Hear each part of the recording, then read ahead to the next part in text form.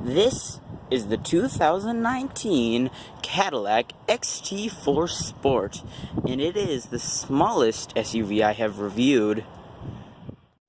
Cadillac's SUV lineup has always had the Escalade, and then they had the XT5, and now they've finally come out with the XT4, which is a smaller SUV to fit in between the BMW X1 and some other small SUVs.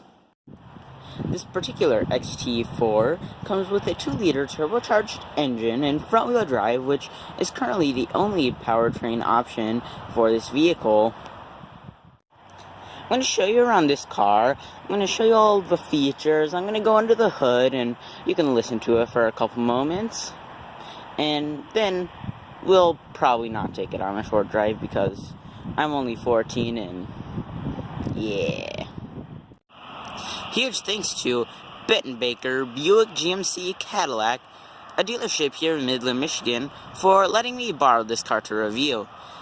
You should come check them out, because along with this vehicle, they have many other of the newest Cadillac vehicles, including a CT6 with the twin-turbo 6-cylinder, coming to a video near you. Anyways, when you do come and talk to Mr. Don Ferguson. He's very nice, and he's the one who gives me the keys. Now, onto the review.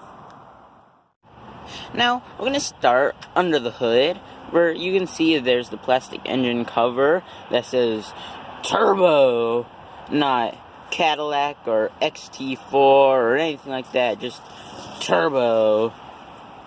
You can see there's not really anything too exciting under here, except for right here, there's a picture, and it's very gruesome. There's a hand with 3 fingers missing. Wow. And carbon fiber here, and carbon fiber here, carbon fiber there, carbon fiber here, and carbon fiber here.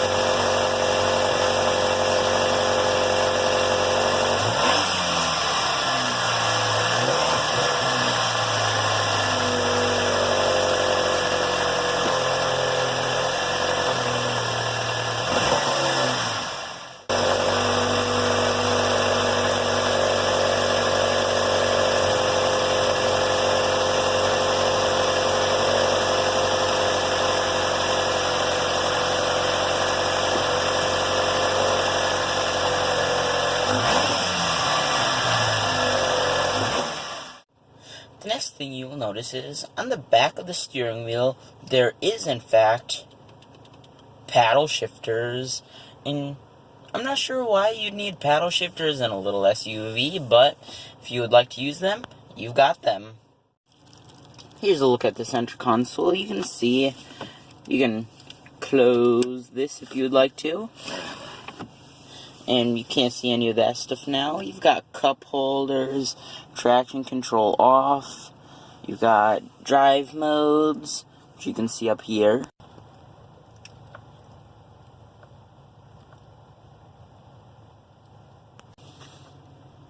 Then you have the shift lever. Now, to operate this shift lever, you first must put on the brake. Then you have to press this little button on the side, just like any normal one. Down for drive, down again for manual mode, and if you want to just go back into drive, just down again. Up once, neutral, parking brake right there. Then you go back up to neutral, and you push it up again, and it's not going to reverse. So you push it down, try and go into reverse, and that just puts it into drive. So you go back up, and so how do you get into reverse? There's no button for reverse. I was trying to figure this out for about 5 minutes, and you actually just push it a little bit further, and then your camera comes back on, and for some reason it shifted back into neutral.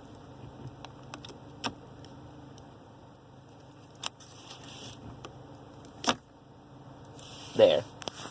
And it also has parking sensors in the dashboard. No, in the gauge cluster. My bad. I'm so sorry I messed up. Next thing you'll notice is this car, just like most every other luxury car, has heated seats, but it also has cooled seats. That's nice.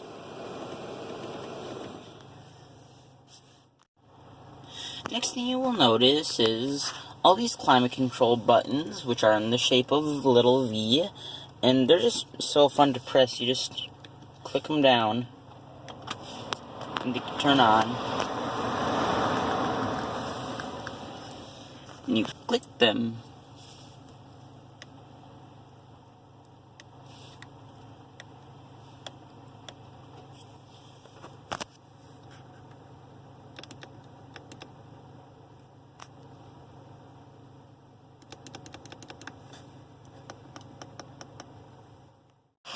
Next thing you'll notice is the running lights, which are LEDs.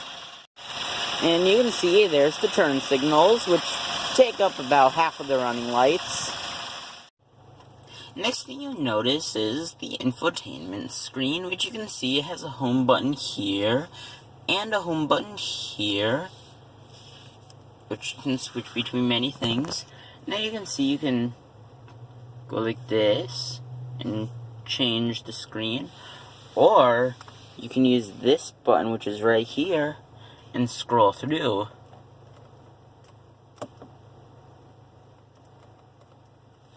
And you can also use it as a keypad.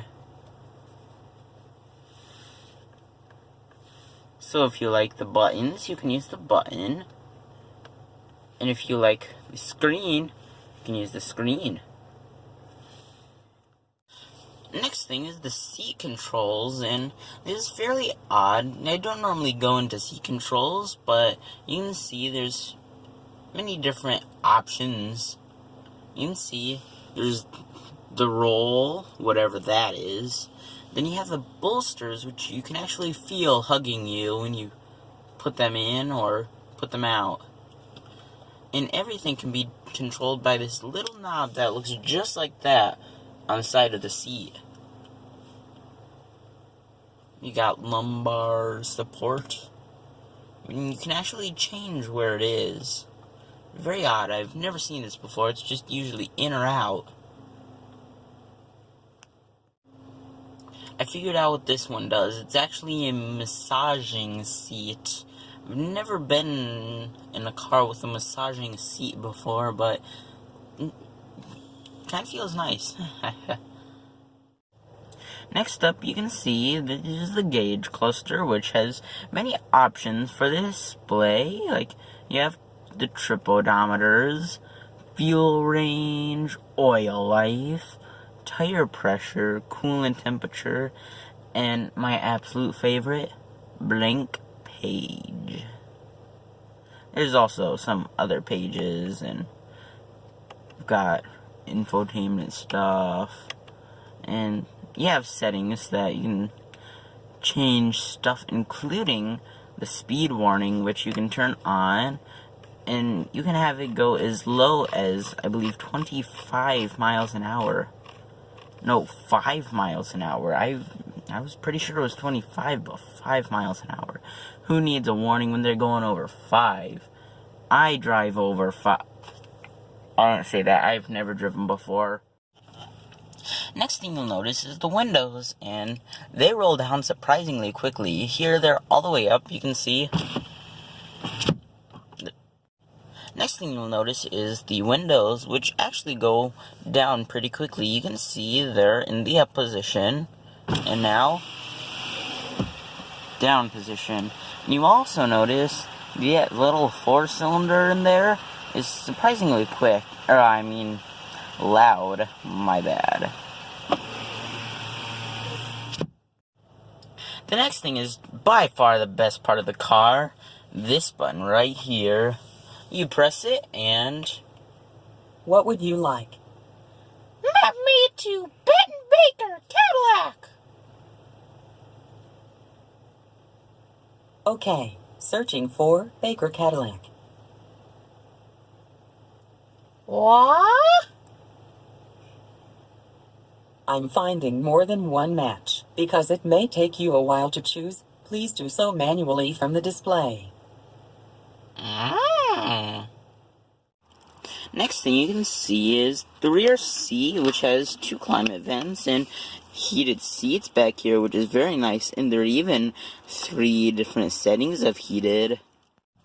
Next thing is the center armrest, which isn't that special. It only has 2 cup holders, but having a center armrest in the rear is always very nice to see. Next thing is actually pretty surprising. I'm 5'10", and this seat is where I would normally sit, and there's still a good 4 inches of room between my knees and the seat, which is always very nice to see. Next thing is the back, where you can see you just press this button twice, and it goes up, and you can see here's the cargo cover, which is pretty standard on most SUVs. You can have it stay down if you'd like to, with just pulling these off, and now you've got a nice little area you can stick stuff back here, but I wouldn't suggest anything past X amount of pounds, because although it's a nice shelf, it's not going to be able to support your 1,000-pound weights. And now into the second level of the trunk, where you can see it has plenty of room to fit a McLaren 675 LT and a whole spare tire. This is a full-size spare, which is always very nice. Next thing is, of course, the key, where you can see there's standard buttons: lock, unlock, start, and that is for the little, not sure exactly what that's called. I'm pretty sure that's a tailgate, and panic, which is obviously the best button. And then if you press the button on the side, you can see here's the actual key for in case the battery dies in the key fob, or if the stop button stops working for some reason. You can see there's the key. Next, we'll move to the center console and armrest, which you can see is fairly standard. You open it up like normal, and there's this nice little case for, I guess, coins or something like that. And then here is this, I'm assuming probably for your phone, but it's adjustable. You can just pick it up and put it wherever you want it to go, if your phone is 1 inch tall. Huge thanks to Bet and Baker for letting me review this car. Make sure you come out here and check out Mr. Don Ferguson, and I will have the link to their dealership linked in the description below. Thanks for watching. This has been T-Source. Goodbye.